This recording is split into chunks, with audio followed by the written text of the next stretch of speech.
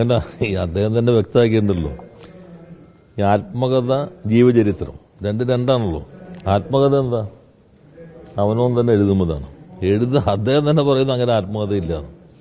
അപ്പം ഇത് പിന്നെ പാലക്കാട് സ്ഥാനാർത്ഥിയുടെ ആ പുസ്തകത്തിന്റെ മധ്യഭാഗത്തുണ്ടെന്ന് നിങ്ങളെ കൂടി പറയുന്നത്. അപ്പോൾ വളരെ ആസൂത്രിതമായിട്ടുള്ള ഒരു പദ്ധതി തെരഞ്ഞെടുപ്പ് ദിവസം തന്നെ വന്നിരിക്കുന്നു എന്നുള്ളതാണ്. അത് പാലക്കാടും ചേലക്കരയും ഉൾപ്പെടെ ഇടതുപക്ഷത്തിന് നല്ല വിജയമുണ്ടാകും എന്നതിൻ്റെ അടിസ്ഥാനത്തിൽ ഒരു പദ്ധതിയായിട്ട് തന്നെ കണ്ടാൽ മതി. കാരണം അത് സംബന്ധിച്ചിപ്പോൾ പല വിവരങ്ങളും പുറത്തു വന്നുകൊണ്ടിരിക്കുന്നുണ്ടല്ലോ. ആ ഗൂഢാലോചന ആരൊക്കെയുണ്ട് എന്നുള്ളത് പിന്നീട് അറിയാൻ കഴിയുള്ളൂ. എഴുതിയ ആൾ തന്നെ പറയുന്നു എൻ്റെ ഒരു ആത്മകഥ അങ്ങനെയില്ല. അപ്പോൾ അതാണ് ഈ ഘട്ടത്തിലെല്ലാം പരിഗണിക്കേണ്ട വിഷയം.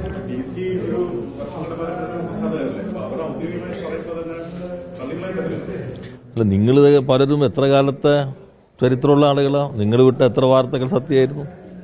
അപ്പം അതെല്ലാം വരട്ടെ എങ്ങനെയാണെന്നുള്ളത്. ഇന്നത്തെ ദിവസം വരുമ്പോൾ തന്നെ എല്ലാവർക്കും അറിയില്ല ഇതിന്റെ പുറകിൽ ലക്ഷ്യം എന്താണെന്നുള്ളത്. അതൊക്കെ അദ്ദേഹം തന്നെ വ്യക്തമാക്കിയല്ലോ. എന്നുവെച്ചാൽ ഈ ദിവസം വോട്ടിങ്ങിന് പോണ ദിവസം ഒരു കഥയുമായിട്ട് എല്ലാവരും കൂടി ഇറങ്ങിയിരിക്കുകയല്ലേ. അതിൽ തന്നെ ഇപ്പോഴത്തെ സ്ഥാനാർത്ഥിയെക്കുറിച്ച് ഉൾപ്പെടെ പുസ്തകത്തിന്റെ മധ്യഭാഗത്തുണ്ട് എന്നുൾപ്പെടെയുള്ള കാര്യങ്ങളാണ് വന്നിട്ടുള്ളത്. അപ്പോൾ അത് ഒരു വളരെ ആസൂത്രിതമായ ഒരു ഗൂഢാലോചനയായിട്ട് തന്നെ കാണണം. ബാക്കി കാര്യങ്ങളെല്ലാം അദ്ദേഹം തന്നെ അത് വ്യക്തമാക്കിയിട്ടുള്ളത്. നമ്മൾ അതാണ് ഇപ്പോൾ പരിഗണിക്കേണ്ട ഭാഗം. അല്ല, ആത്മകഥ എഴുതിയ ആൾ തന്നെ ഞാൻ അങ്ങനെ നിങ്ങൾ പറയുന്ന ആൾ തന്നെ അങ്ങനെ കഥ ഞാൻ എഴുതിയിട്ടില്ല എന്ന് പറഞ്ഞാൽ പിന്നെ നിങ്ങൾ നിങ്ങളുടെ ആത്മകഥ നോക്കാന്നല്ലാതെ വേറെന്താ നോക്കാനുള്ളൂ ഇപ്പോൾ?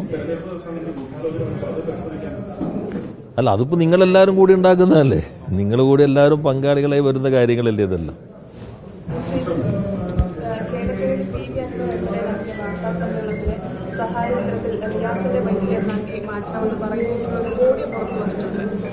അല്ല, അദ്ദേഹം ഇപ്പം എന്തിനു വേണ്ടിയാണ് പ്രവർത്തിച്ചുകൊണ്ടിരിക്കുന്നതെന്ന് എല്ലാവർക്കും അറിയാലോ. ഇപ്പം തെരഞ്ഞെടുപ്പ് ഘട്ടത്തിൽ പലതരത്തിലുള്ള പ്രശ്നങ്ങളും ബോധപൂർവ്വം ഉയർത്തിക്കൊണ്ടുവരുന്നുണ്ട്.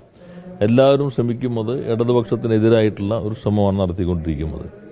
അതിന്റെ കുറേയേറെ കാര്യങ്ങൾ ഇപ്പോൾ തന്നെ പുറത്തു വന്നില്ല. എന്നാൽ ഒരു കാര്യം, കോൺഗ്രസിൽ നിന്നും BJP-യിൽ നിന്നും വസ്തുതകൾ മനസ്സിലാക്കുന്ന ആളുകൾ പുറത്തേക്ക് വരുന്നുണ്ട്. ഇപ്പോൾ BJP-യിൽ നിന്ന് വരുന്നു, കോൺഗ്രസിൽ നിന്ന് വരുന്നു, നിഷ്പക്ഷരായി നിൽക്കുന്ന ആളുകളെല്ലാം ഇടതുപക്ഷത്തിന്റെ ഒപ്പം നിൽക്കുന്ന ഒരു കാഴ്ചയാണ് ഇപ്പോൾ ഉള്ളത്. വളരെ നല്ല രീതിയിൽ തന്നെ പ്രവർത്തനങ്ങളാണ് നടന്നുകൊണ്ടിരിക്കുന്നത്. ഇപ്പോൾ അദ്ദേഹം ഉൾപ്പെടെയുള്ള ആളുകൾ വന്നിട്ടുള്ള കാര്യങ്ങൾ ഇപ്പോൾ മാധ്യമങ്ങൾ തന്നെ പുറത്തു കൊണ്ടുവന്നിട്ടുണ്ടല്ലോ. പ്രത്യേകിച്ച് ഇപ്പോൾ ഞാൻ അതിനെ വ്യാഖ്യാനിക്കേണ്ട ആവശ്യമില്ല.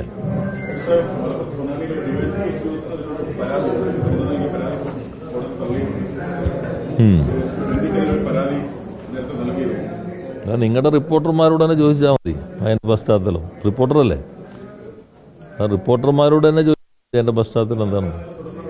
എന്റെ ശ്രദ്ധയിലില്ല, ഞാനിപ്പോൾ അത് കണ്ടിട്ടില്ല.